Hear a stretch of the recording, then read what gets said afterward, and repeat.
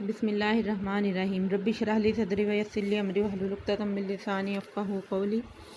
آپ صلی اللہ علیہ وآلہ وسلم کی عمر مبارک کا 35واں سال تھا کہ قریش نے نئے سرے سے خانہ کعبہ کی تعمیر شروع کی۔ وجہ یہ تھی کہ کعبہ صرف قد سے کچھ اونچی 4 دیواری کی شکل میں تھا۔ حضرت اسماعیل علیہ السلام کے زمانے سے ہی اس کی بلندی 9 ہاتھ تھی اور اس پر چھت نہ تھی۔ اس کیفیت کا فائدہ اٹھاتے ہوئے کچھ چوروں نے اس کے اندر رکھا ہوا خزانہ چرا لیا۔ اس کے علاوہ اس کی تعمیر میں ایک طویل عرصہ گزر چکا تھا، عمارت خستگی کا شکار ہو چکی تھی، دیواریں پھٹ گئی تھیں۔ ادھر اسی سال ایک زوردار سیلاب آیا جس کا بہاؤ خانہ کعبہ کی طرف تھا۔ اس کے نتیجے میں خانہ کعبہ کسی بھی لمحے ڈھہ سکتا تھا، اس لیے قریش مجبور ہو گئے کہ اس کا مرتبہ اور مقام برقرار رکھنے کے لیے اسے سرِ نو تعمیر کیا جائے۔ اس مرحلے میں قریش نے متفقہ فیصلہ کیا کہ خانہ کعبہ کی تعمیر میں صرف حلال رقم ہی استعمال کی جائے گی، اس میں کسی رنڈی کی اجرت، سود کی دولت یا کسی ناحق لیا ہوا مال استعمال نہیں کیا جائے گا۔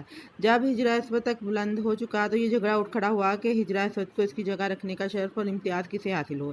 یہ جھگڑا 4-5 روز تک جاری رہا اور رفتہ رفتہ اس قدر شدت اختیار کر گیا کہ معلوم ہوتا تھا کہ سرزمین حرم میں سخت خون خرابہ ہوگا۔ لیکن ابو امیہ مخزومی نے یہ کہہ کر فیصلے کی ایک صورت پیدا کر دی کہ مسجد حرام کے دروازے سے دوسرے دن جو سب سے پہلے داخل ہوگا اس جھگڑے کا فیصلہ اس سے کرایا جائے اور سب اس کا فیصلہ منظور ہوگا۔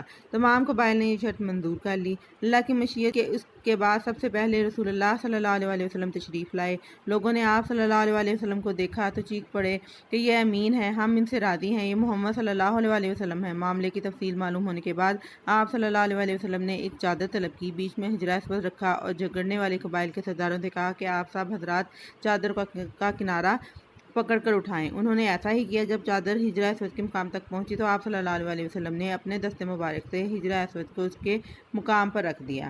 یہ نہایت عمدہ فیصلہ تھا اور ساری قوم اس پر راضی ہو گئی۔